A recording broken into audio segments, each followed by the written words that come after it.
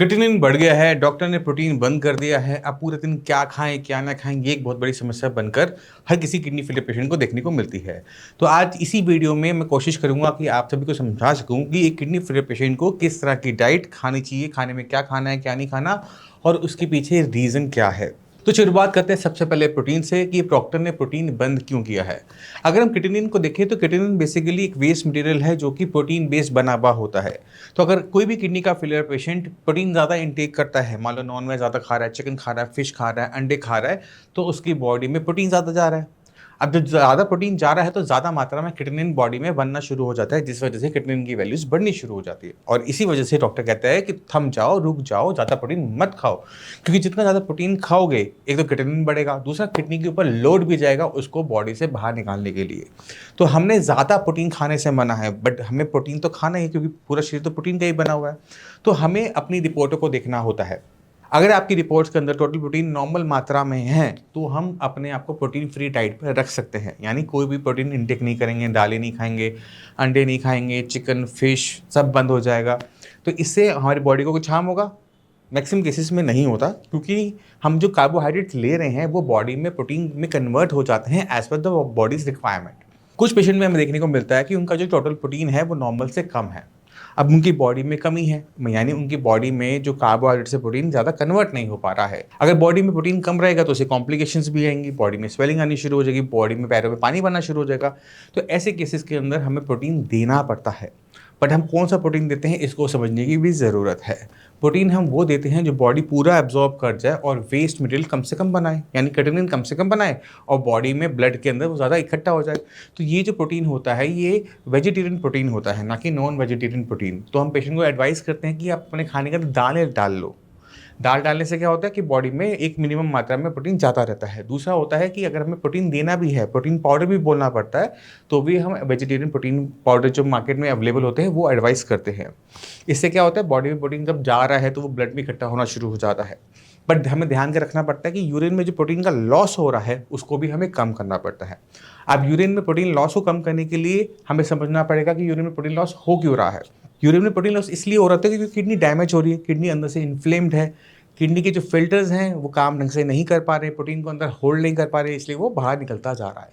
तो अगर हम किसी भी वजह से, किसी भी तरीके से इस किडनी के अंदर जो स्वेलिंग है, उसे कम कर लेंगे, उनकी एफ़िकेसी बढ़ा लेंगे, तो हमें प्रोटीन कम होता हुआ अपनी रिपोर्टों में देखने को मिल जाता है। जब हम ये दोनों चीज़ें करते हैं, तो प्रोटीन हमारा सही मात्रा में हो पाता है। अब चलते हैं यूरिया के ऊपर। यूरिया कंट्रोल करने के लिए हमें समझना पड़ेगा कि यूरिया हमारे शरीर में बनता कहाँ पर है। तो वो बनता है हमारे लीवर के अंदर। तो जब हम कोई भारी चीज़ें खाते हैं, छोले-भटूरे या फिर ज़्यादा हम मैदे वाली चीज़ें खा रहे हैं, तला हुआ खा रहे हैं, प्रोटीन ज़्यादा खा रहे हैं, तो हमारी लीवर को ज़्यादा काम करना पड़ता है। जब हमारा लीवर ज़्यादा काम करता है, तो वो ज़्यादा मात्रा में टॉक्सिक मटेरियल बनाता है, जिसे हम यूरिया कहते हैं। तो अगर हम अपना खाना हल्का कर लेते हैं, तो हमारा जो लीवर है, वो कम वेस्ट मटेरियल बनाएगा। अब खाना हल्का करना और खाना कम करने में फ़र्क होता है। तो खाना कम नहीं करना है, खाना अपना अच्छी मात्रा में खाना है, बट खाने के अंदर जो भारी आइटमें होती हैं, जिनको पचाने में लीवर को ज़्यादा काम करना पड़ता है, उनको रोकना पड़ता है। जैसे तली हुई चीज़ें, नॉन-वेज, प्रोटीन, इनको अगर हम कम कर देते हैं, तो हमारा काम बनना शुरू हो जाता है। तो मोटे तौर पे अगर हम ये चीज़ें कर लेते हैं, तो हमारे वो जो ब्लड के अंदर जो टॉक्सिक मटेरियल इकट्ठा हो रहा है, वो पहले से कम होगा। क्यों होगा? क्योंकि हमने शरीर में ऐसा सामान डाला ही कम, जो टॉक्सिक मटेरियल बनाता हो। तो हमारे किडनी पे लोड कम हो जाता है, किडनी को काम करने के लिए थोड़ा-सा स्पेस मिल जाता है, किडनी की एफ़िकेसी भी बढ़ने में हमें हेल्प मिल जाती है। मगर हम खाने में बहुत कुछ खाते हैं, अनाज भी खाते हैं, फल भी खाते हैं, सब्जियाँ भी खाते हैं। चलो अब उनके बारे में हम बात कर लेते हैं।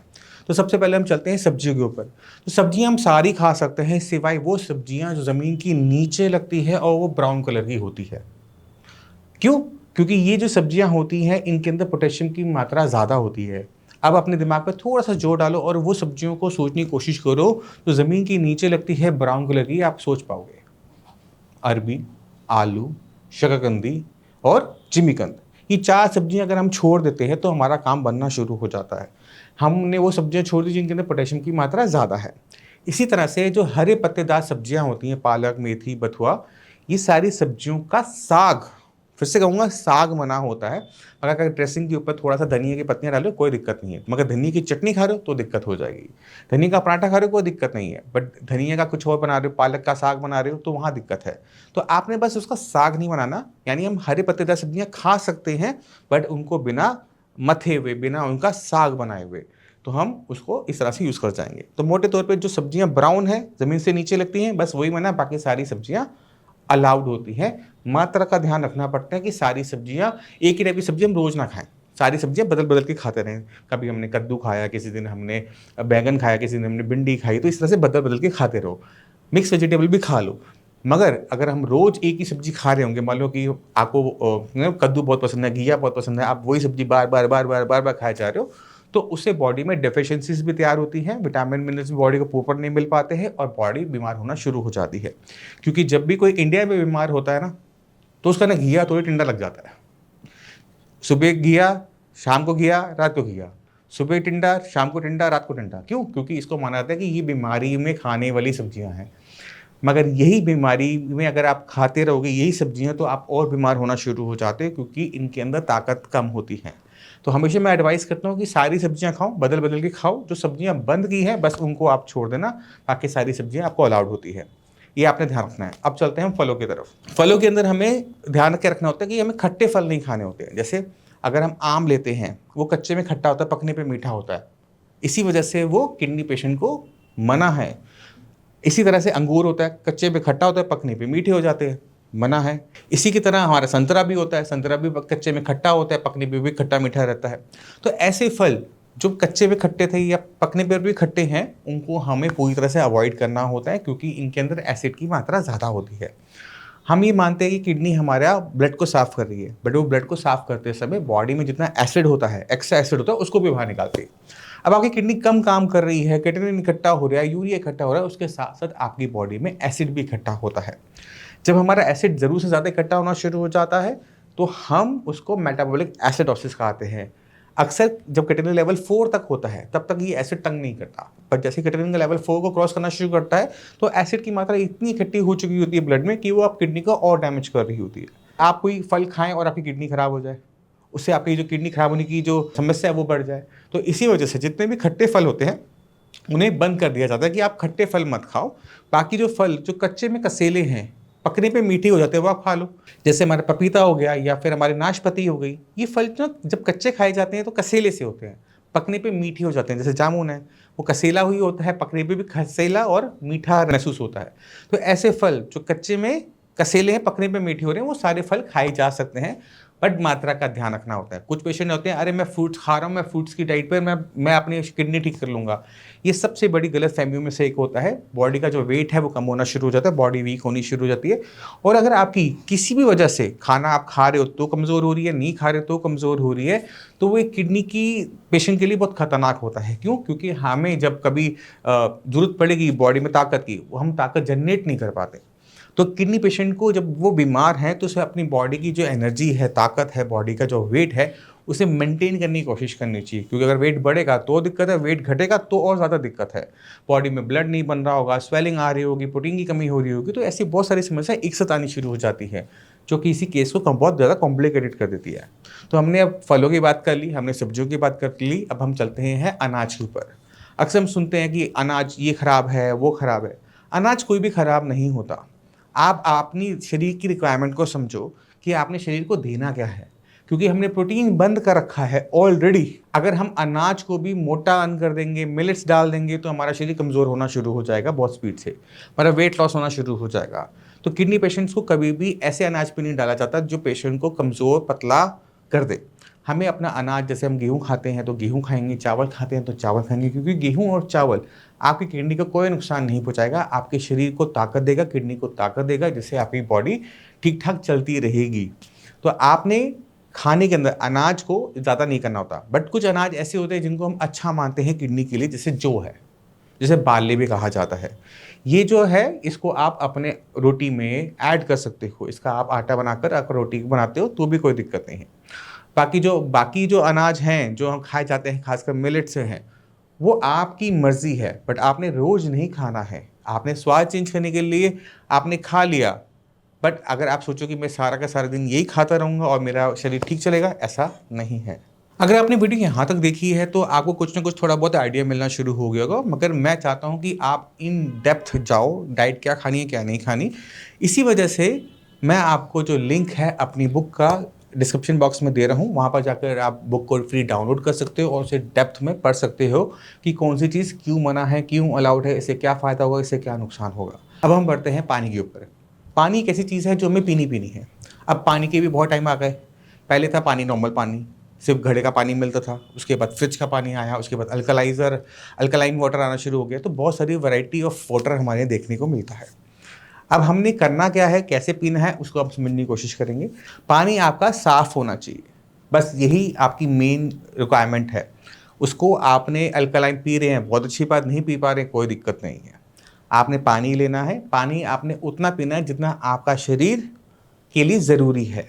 अगर आप फालतू पानी पिएंगे तो आपके शरीर में वो इकट्ठा हो जाएगा, आपकी किडनी पे लोड डालेगा। पानी कम पिएंगे तो किडनी के पास किटनिन को, यूरिया को शरीर से बाहर निकालने के लिए वो मीडियम नहीं होगा जिसमें वो घुल के जाएगा।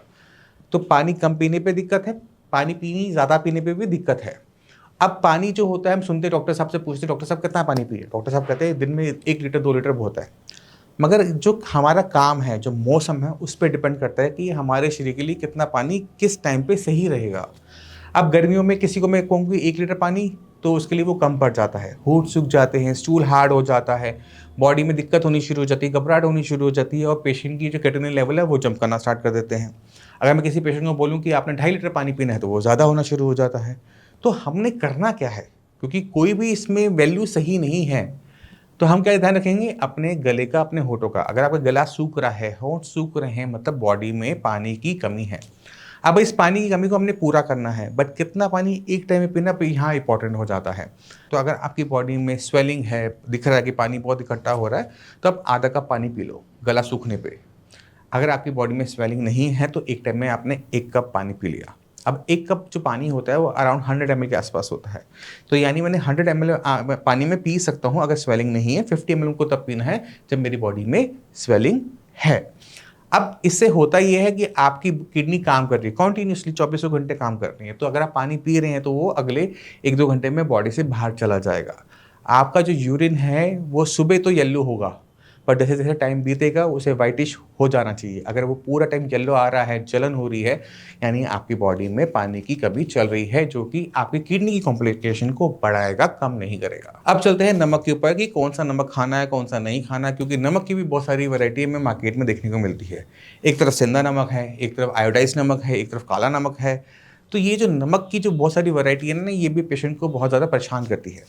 कुछ पेशेंट होते हैं कि बीपी कंट्रोल करने के लिए लो सोडियम सॉल्ट खा रहे होते हैं। कुछ लोग होते हैं जिनकी फैमिली में सेंधा नमक ही खाया जाता है, नॉर्मल आयोडाइज सॉल्ट लिया ही नहीं जाता है।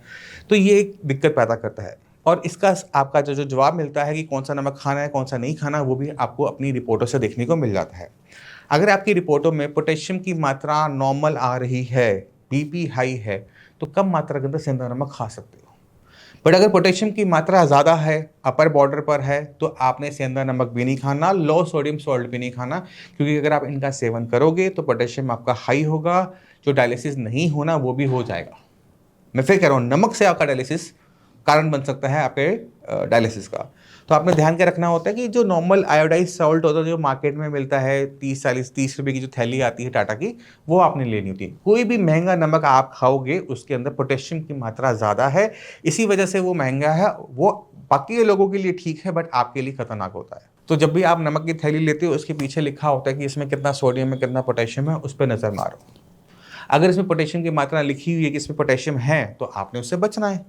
अगर इस पर लिखा हुआ है कि इसमें सिर्फ NaCl है, सिर्फ सोडियम है, क्लोराइड है, तो आप उसको ले लो, क्योंकि सोडियम को तो हम ले, कोई दिक्कत नहीं, बट पोटेशियम अगर बॉडी में जा रहा है, वो बाहर नहीं आ रहा है, तो वो हमारी दिक्कत हो जाती है। फिर चाहे नमक कोई भी हो, चाहे वो सेंधा नमक हो, चाहे वो नॉर्मल नमक हो, नमक की मात्रा को आपने कम रखना होता है। क्योंकि अगर नमक की मात्रा आप ज़्यादा खा रहे हो, मान लो कि आप किसी चीज़ के ऊपर बुरक के खा रहे हो, सलाद में खा रहे हो, चिप्स खा रहे हो, अचार खा रहे हो, पापड़ खा रहे हो, तो इससे क्या होगा, नमक बॉडी में ज़्यादा जाएगा। जितना ज़्यादा बॉडी में नमक जाएगा उतनी ज़्यादा बॉडी में स्वेलिंग भी आएगी, और ये जो स्वेलिंग है, पानी जो बॉडी में इकट्ठा होगा वो आपके लिए दिक्कतें पैदा करेगा। लंग्स में भी पानी भर सकता है, पैरों में पानी भर सकता है, और आपको सांस लेने में, चलने में, उठने में, बैठने में दिक्कत महसूस होगी। तो नमक हमने उतना खाना है जितना हमारे शरीर के लिए ज़रूरी है, हमने स्वाद के लिए नहीं खाना है। तो चुटकी भर हम नमक हर खाने में डाल सकते हैं, 1 चुटकी 2 चुटकी।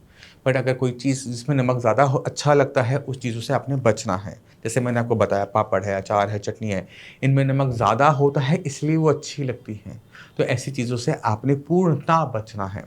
इसके साथ-साथ हमें बचना होता है प्रोसेस्ड फूड से। जितने भी पैकेट में फूड आते हैं ना, जो हम पैकेटों में खरीदते हैं, इनको पैकेटों में इसकी शेल्फ लाइफ लंबा करने के लिए पैकेटों में रहे 15 दिन 20 दिन जिंदा रहे, खराब ना हो, सड़े ना, तो उसको प्रोसेस किया जाता है। और उस प्रोसेस में मल्टीपल टाइप के केमिकल इस्तेमाल होते हैं। अब जब ये केमिकल इस्तेमाल हो रहे हैं, वो हमारे लिए दिक्कत पैदा करते थे क्योंकि किडनी को वो अननेसेसरी प्रोसेस करके फिल्टर करके बाहर निकालने पड़ते हैं। अब आप कोई प्रोसेस फूड खा रहे हो, मान लो कि आप सॉस खा रहे हो, जैम खा रहे हो, दोनों प्रोसेस्ड है। जिसमें जो केमिकल पड़े हुए हैं, जो प्रिजर्वेटिव पड़े हुए हैं, जो केमिकल कलर्स पड़े हुए हैं, स्टेबलाइज़र पड़े हुए हैं, इमल्सिफायर जो पड़े हुए हैं, वो हमारी किडनी फ़िल्टर नहीं कर पाएगी। ये बॉडी में ही इकट्ठे होते चले जाएँगे और दिक्कतें आएँगी तो हम समझ नहीं पाएँगे कि दिक्कत आई तो कहाँ से आई। तो इसी वजह से जितना भी प्रोसेस्ड फूड होता है, केमिकली प्रोसेस्ड फूड होता है, वो सारा का सारा डिब्बा बंद फूड मना होता है। तो जो मर्ज़ी हो जाए, जहाँ मर्ज़ी घूमने जाओ, जो मर्ज़ी करो, कहीं भी ट्रैवल करना हो, आप डिब्बा बंद फूड नहीं खा सकते। अब मैं उम्मीद करता हूँ कि आपको बहुत कुछ आइडिया मिल गया कि क्या खाना है, क्या नहीं खाना, कौन-सी फल खाना है, सब्जियाँ खानी है, अनाज कौन-सा ठीक है, पानी कितना पीना है, नमक कौन-सा खाना है। फिर भी माइंड में कोई भी डाउट रह जाए, नीचे दी हुई बुक पे ज़रूर जाके इसी पर पढ़ना ज़रूर, आपको और अच्छा आइडिया मिल जाएगा। फिर भी कोई डाउट लगे, डॉक्टर्स की पूरी टीम है, आप उनसे बात कर सकते हैं।